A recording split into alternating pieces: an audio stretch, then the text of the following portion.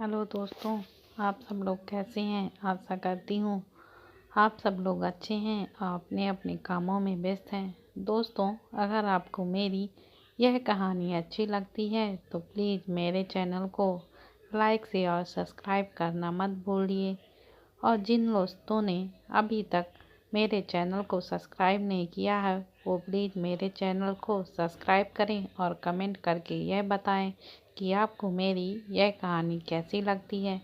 दोस्तों, इस कहानी के 1 से लेकर 9 तक के सभी पार्ट ऑलरेडी चैनल पर अपलोड कर दिए गए हैं।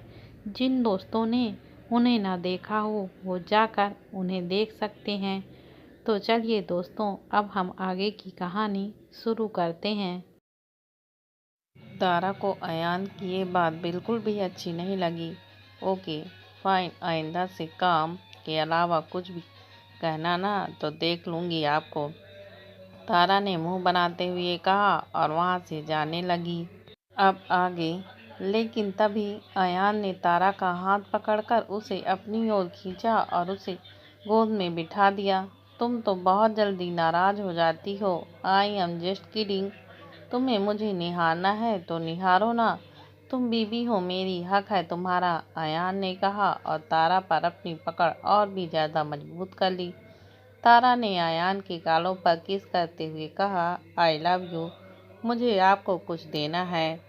तारा फिर से लव बाइट नहीं, मुझे अभी भी दर्द हो रहा है। अयान ने अपनी गर्दन पर हाथ रखते हुए कहा, लव बाइट नहीं, इस बार सच में कुछ देना है। मैं अभी आई, तारा ने कहा और केबिन के बाहर चली गई। तारा के जाने के बाद कुछ ही पलों के बाद वहाँ दीपिका आई। अयान ने दीपिका को देखकर कहा, तुम यहाँ? हाँ, क्यों नहीं आ सकती क्या? अब बीबी मिल गई तो दोस्त को भूल गया क्या? दीपिका ने अपनी आंखें छोटी करते हुए पूछा। नहीं, वैसी बात नहीं है, लेकिन तू यहाँ किसी काम से आई है ना? तो अयान की बात को काटते हुए दीपिका ने कहा, उसी के लिए आई हूँ, ज़रा हेल्प चाहिए। दीपिका ने अपना लैपटॉप चालू करते हुए कहा। अयान अपनी जगह से उठा और दीपिका के बगल में खड़ा होकर उसकी बात सुनने लगा। ये ऐसे नहीं करते, अयान ने कहा और दीपिका की ओर झुककर उसके लैपटॉप की स्क्रीन पर पॉइंट आउट करके उसे समझाने लगा। अयान दीपिका के बेहद करीब था। दीपिका बस अयान को एकटक देखे जा रही थी। उसकी परफ्यूम की खुशबू तो ऐसी थी मानो किसी को भी मदहोश कर दे। दीपिका उसकी झील सी भी गहरी आंखों में खो गई थी और अयान इन सब से अनजान उसके लेक्चर देने में बिजी था। केबिन के दरवाजे पर खड़ी तारा ये सब देखकर बहुत गुस्सा आ रहा था। उसका तो मन हो रहा था कि अभी जाकर उस दीपिका को इस ऑफिस से बाहर फेंक दे। ये दीपिका, इसकी हिम्मत कैसे हुई मेरे पति को ऐसे देखने की? देखो तो कैसे घूर रही है, मानो अभी खा जाएगी। और ये बुद्धू आदमी इन्हें समझता नहीं है क्या? इतने करीब जाकर बात करने की क्या ज़रूरत है? तारा गुस्से में बड़बड़ाई। दीपिका अयान को प्यार से देख ही रही थी कि तभी उसकी नज़र अयान के गालों पर पड़ी, जहाँ किसी के होठों के निशान थे। लिपस्टिक का दाग था। दीपिका के मुंह से निकल गया। अयान ने दीपिका को सवाल भरी निगाहों से देखते हुए पूछा, क्या वो तुम्हारे गाल पर लिपस्टिक का दाग कैसे? दीपिका ने कहा, ओह, और कौन हो सकता है, मेरी बीवी ही किस करेगी ना मुझे। अयान ने अपने गाल को प्यार से छूते हुए कहा और दिल ही दिल स्माइल करने लगा। दीपिका ने गुस्से से अपने बैग से रुमाल निकाला और अयान के गाल पर लिपस्टिक का निशान मिटाने लगी। इससे पहले कि अयान कुछ बोल पाता, दीपिका ने वो दाग मिटा दिया था। अब तारा का गुस्सा 7वें आसमान में पहुंच गया था। उसने गुस्से से साइड टेबल पर रखा फ्लावर पॉट उठाया और जोर से नीचे फेंक दिया। उस आवाज़ की वजह से अयान ने पीछे मुड़कर देखा। तारा एक्सप्रेशनलेस होकर दोनों को भी देख रही थी। दीपिका कुछ बोलती उससे पहले ही तारा ने कहा, मुझे आपसे कुछ बात करनी है अकेले में। आई होप अब तुम्हें समझ आ गया होगा। अगर कुछ हेल्प चाहिए तो बताना। अब तुम जाओ। दीपिका को बिल्कुल भी अच्छा नहीं लगा जब अयान ने उससे वहाँ से जाने के लिए कहा। उसने एक गहरी सांस ली और लैपटॉप लेकर वहाँ से चली गई। दीपिका के जाते ही तारा अयान पर गुस्सा से बरस पड़ी। आपकी हिम्मत कैसी हुई किसी और लड़की के करीब जाने की? तारा धीरे बोलो, हम घर पर नहीं। अयान ने तारा के मुंह पर हाथ रखते हुए कहा। देखिए, आप मुझे ऐसे चुप नहीं कर सकती। क्या जरूरत थी उसके इतना करीब जाकर सब कुछ समझाने की? दूर से भी तो आप उसे समझा सकते थे ना। पता है वो आपको कैसे देखे जा रही थी और आपने कुछ कहा क्यों नहीं? जब उसने आपको गालों को छुआ उसने मेरे होठों का निशान भी मिटा दिया, लेकिन आप सब भूत बनकर खड़े थे। तारा बस नॉन स्टॉप बोले जा रही थी। अरे हो, मैं कुछ बोल पाता इससे पहले ही उसने। बिल्कुल चुपचाप, आप कुछ नहीं कहेंगे, समझे? या मुझे आपसे बात ही नहीं करनी। जाइए आप। तारा ने कहा। अयान की ओर पीट करके खड़ी हो गई। अयान ने तारा को पीछे से हक करते हुए कहा, तुम कितना जलती हो। जैसा तुम सोच रही हो ना वैसा कुछ नहीं है। मेरे दिल में सिर्फ तुम हो। तुम्हारे अलावा किसी और लड़की के करीब जाने के बारे में मैं सोच भी तो नहीं सकता। आपके दिल में नहीं है लेकिन उसके दिल में होगा तो। मैं आपको बता दूं, वो दीपिका मुझे बिल्कुल भी पसंद नहीं है। जब देखो तब आपके करीब आती है। आपके करीब आने का हक सिर्फ मेरा होना चाहिए। तारा ने बड़ी ही मासूमियत से कहा। हाँ, सिर्फ तुम्हारा है। तुम बहुत ज़्यादा पजेसिव हो ना मुझे लेकर। अयान ने तारा का चेहरा अपने हाथों में लेते हुए पूछा। तारा ने अयान को टाइट हक करते हुए कहा, आपको पता है ना मेरी किस्मत कितनी बुरी है। मैंने जिन्हें पूरे दिल से टूट कर चाहा ना वही मुझे छोड़कर चले गए हैं। और अब आप तो मेरे लिए मेरी पूरी दुनिया हो। मैं आपको किसी और के करीब नहीं देख सकती। आप सिर्फ मेरे हैं। तारा ने कहा। हाँ, सिर्फ तुम्हारा हूँ। अब घर जाकर तैयारी करनी है। आज रात को ही गोवा जाना है ना हमें। अयान ने कहा। शाम को दोनों भी फ्लाइट से गोवा के लिए निकल गए। अयान ने फर्स्ट क्लास बुक किया था। तारा ने इससे पहले कभी भी प्लेन से ट्रैवल नहीं किया था। तारा बस हर जगह बड़े गौर से देख रही थी। वाह, ये कितना सुंदर है। मैंने तो कभी प्लेन से ट्रैवल ही नहीं किया था। तारा ने कहा। हाँ, लेकिन अब आदत डाल लो। वैसे फर्स्ट क्लास अच्छा है ना? अयान ने तारा के सामने बैठते हुए कहा। बहुत अच्छा है, लेकिन इतना खर्च करने की क्या ज़रूरत थी आपको? आई मीन फर्स्ट क्लास क्यों? तारा की इस बात पर अयान ने कहा, यहाँ प्राइवेसी मिलती है ना। देखो यहाँ दरवाज़ा भी है। तो इतने सारे पैसे आपने प्राइवेसी के लिए दिए? तारा ने पूछा। हाँ, अयान ने कहा और तारा के बगल में जाकर बैठ गया। अब मैं कुछ भी कर सकता हूँ, यहाँ कोई देखने वाला ही नहीं है। अयान ने कहा और अपना चेहरा तारा के गर्दन में छुपा लिया। देखिए, आप ऐसा यहाँ मेरे करीब नहीं आएंगे। दूर हटिए, दरवाज़ा खुला है। तारा की ये बात सुनकर अयान ने अपनी आंखें बंद करते हुए कहा, सॉरी, भूल गया। अयान ने कहा और साइड का एक बटन दबाकर दरवाज़ा बंद कर दिया। लेकिन कोई था जिसने अयान और तारा की पिक्चर ली हुई थी। बॉस तो तगड़ा इनाम देंगे मुझे। बाकी कुछ इन्फॉर्मेशन तो नहीं मिल पाई, लेकिन ये फ़ोटो देखकर बॉस के दिल को चैन जरूर मिलेगा। उस आदमी ने एक डेविड स्माइल के साथ कहा।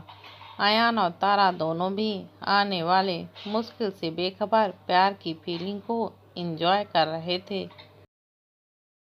तारा, मुझे कॉम्प्लीमेंट दो ना, अयान ने तारा को देखते हुए कहा। तारा ने अयान की ओर देखकर स्माइल किया और अयान का चेहरा अपने हाथों में लेते हुए कहा, यू नो व्हाट, पहले मेरी शादी, प्यार, इस सब पर विश्वास नहीं था। लेकिन जब आपकी आंखों में मैंने मेरे लिए प्यार देखा तब पता चला कि कोई किससे इतना प्यार भी कैसे कर सकता है। पहले तो आप मुझे एक नंबर के खड़ूस चिकड़ू लगे थे।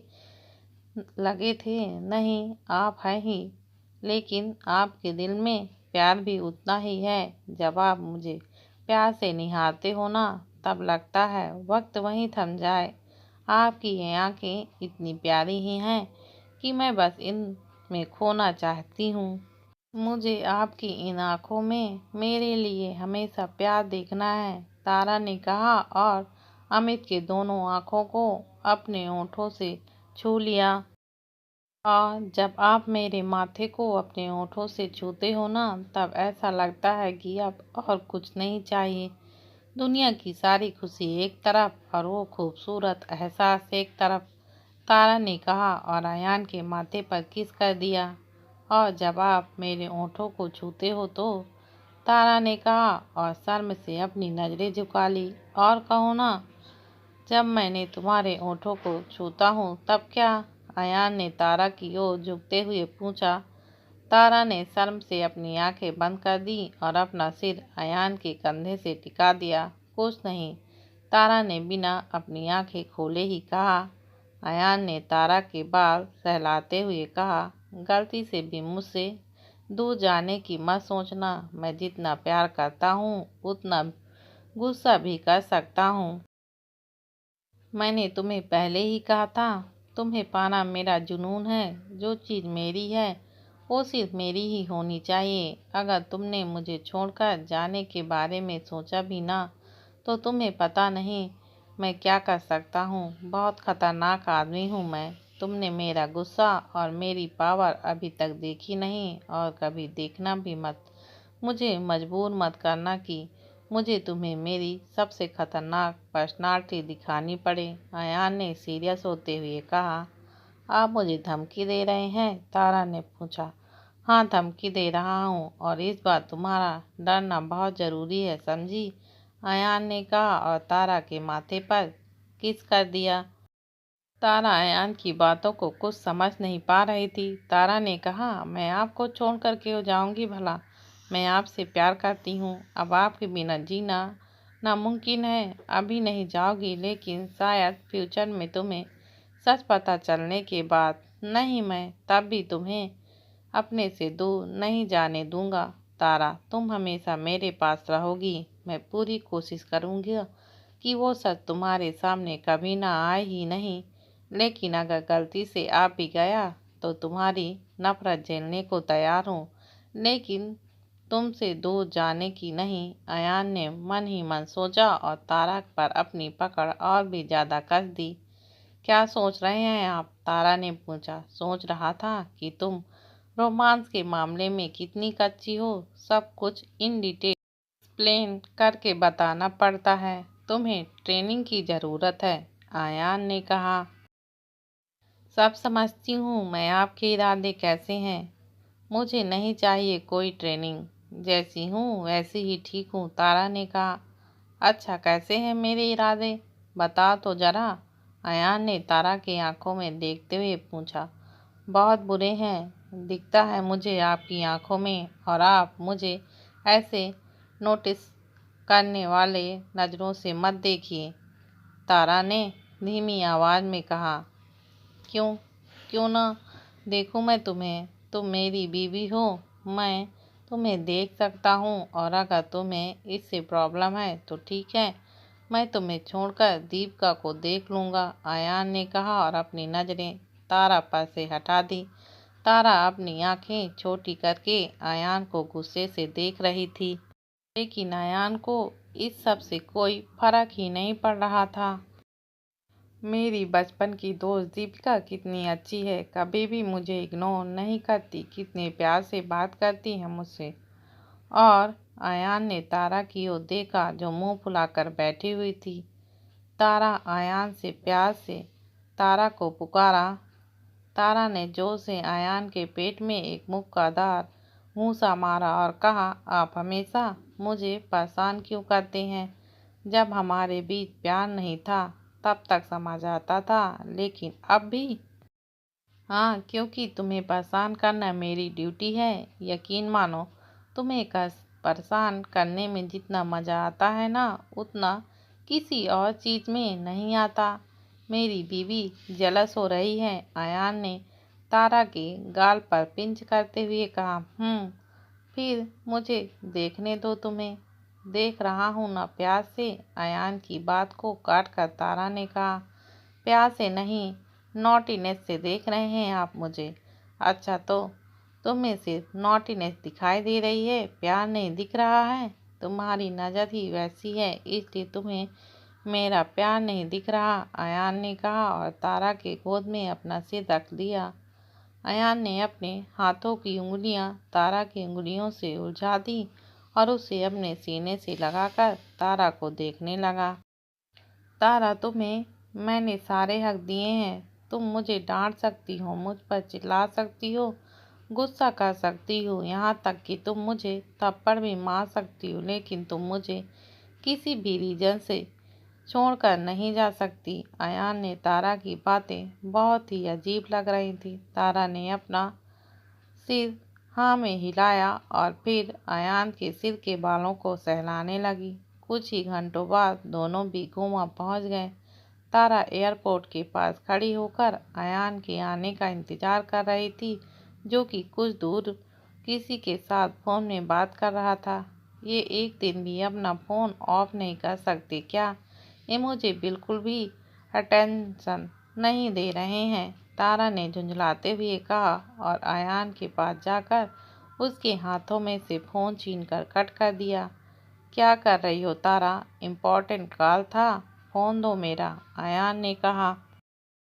नहीं दूंगी, आप मुझे बिल्कुल भी अटेंशन नहीं दे रहे हैं। I want your attention. लेकिन सब आपको समझाना पड़ेगा। बिन बोले आप कुछ नहीं समझते, बुद्धू कहीं के। अब अगर आपने इस फ़ोन को ऑन किया ना, तो बता रही हूँ अच्छा नहीं होगा। अगर इतना ही आपने इन्वर्टर्स के साथ बात करने का शौक था तो उनके साथ जाते, मेरे साथ यहाँ क्यों आए? तारा ने नहीं चिढ़ते हुए कहा।